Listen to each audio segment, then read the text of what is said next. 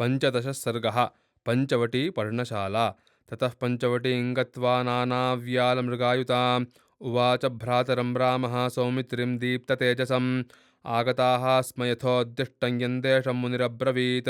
अयं पञ्चवटीदेशः सौम्यपुष्पितपादपः सर्वतश्चार्यतां दृष्टिः कानने निपुणोऽह्यसि आश्रमः कातरस्मिन्नो देशो भवति सम्मतः रामते यत्र वैदेही त्वमहं चैव लक्ष्मण तादृशो दृश्यतान् देशः सन्निकृष्टजलाशयः वनरामण्यकं यत्र जलरामण्यकं तथा सन्निकृष्टं च यत्र स्यात् समित्पुष्पकुशोदकम् एवमुक्तस्तु रामेण लक्ष्मणः संयताञ्जलिः सीतासमक्षं काकुत्स्थमिदं वचनमब्रवीत् परवानस्मि काकुत्स्थ त्वयि वर्षशतं स्थिते स्वयं तु रुचिरे देशे क्रियतामिति मां मदा सुप्रीतस्तेन वाक्येन लक्ष्मणस्य महात्मनः विमृशन् रोचयामास देशं सर्वगुणान्वितं सतं रुचिरमाक्रम्य देशमाश्रमकर्मणि हस्तौ गृहीत्वा हस्तेन रामः सौमित्रिमब्रवीत् अयं देशः समः श्रीमान् पुष्पितैस्तरुभिर्वृतः यः श्रमपदं सौम्य यथावत् कर्तुमर्हसि इयमादित्यसङ्काशैः पद्मैः सुरभिगन्धिभिः अदूरे दृश्यते रम्या पद्मिनी पद्मशोभिता यथाख्यातमगस्त्येन मुनिना भावितात्मना इयं गोदावरी रम्या पुष्पितैस्तरुभिर्वृता हंसकारण्डवाकीर्णा चक्रवाकोपशोभिता नातिदूरे न चासन्ने मृगयूथनिपीडिता मयूरनादिता रम्याः प्रांशवो बहुकन्दराः दृश्यन्ते गिरयः सौम्य फुल्लैस्तरुभिरावृताः सौवर्णे राजतैस्ताम्रैर्देशे देशे च धातुभिः गवाक्षिता इवाभान्ति गजाः परमभक्तिभिः सालैस्थालैस्तमालैश्च खर्जूरैर्पनसाम्रकैः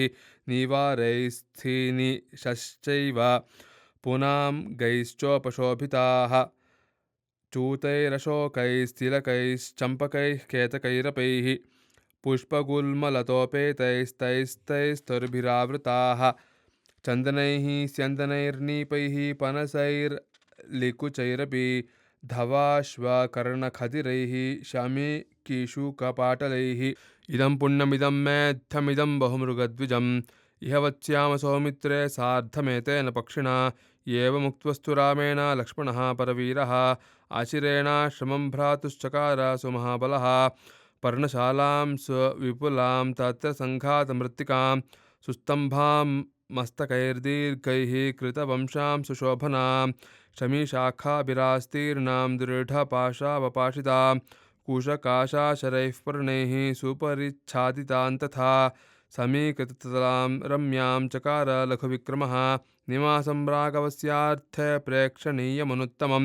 स गत्वा लक्ष्मणः श्रीमान् नदीं गोदावरीं तदा स्नात्वा पद्मानि चादाय सफलः पुनरागतः ततः पुष्पबलिं कृत्वा शान्ति च स यथाविधि दर्शयामास रामाय तदा श्रमपदं कृतं सतं दृष्ट्वा कृतं सौम्यमाश्रमं सह सीतया राघवः पर्णशालायां हर्षमाहारयद्भृशं सुसंहृष्टः परिष्वज्य बाहुभ्यां लक्ष्मणं तदा अतिस्निग्धं च गाढं च वचनं चेदमब्रवीत् प्रीतोऽस्मि ते महत्कर्म त्वया कृतमिदं प्रभो प्रदेयो यन्निमित्तं ते परिष्वङ्गो मया कृतः भावज्ञेन कृतज्ञेन धर्मज्ञेन च लक्ष्मण त्वया पुत्रेण धर्मात्मानसंवृतः पिता मम एवं लक्ष्मणमुक्त्वा तु राघवो लक्ष्मीवर्धनं तस्मिन् देशे बहुफले न्यवसत्सुसुकं वशी कञ्चित् कालं स धर्मात्मा सीतया लक्ष्मणेन च अन्वास्यमानो न्यवसत् स्वर्गलोके यथामरः इत्यार्षे श्रीमद् रामायणे वाल्मीकिये आदिकाव्ये चतुर्विंशतिसहस्रिकायां संहितायाम् अरण्यकाण्डे पञ्चवटी पर्णशाला नाम 15 सर्गः। जानकीकान्तस्मरणं जय जय राम राम।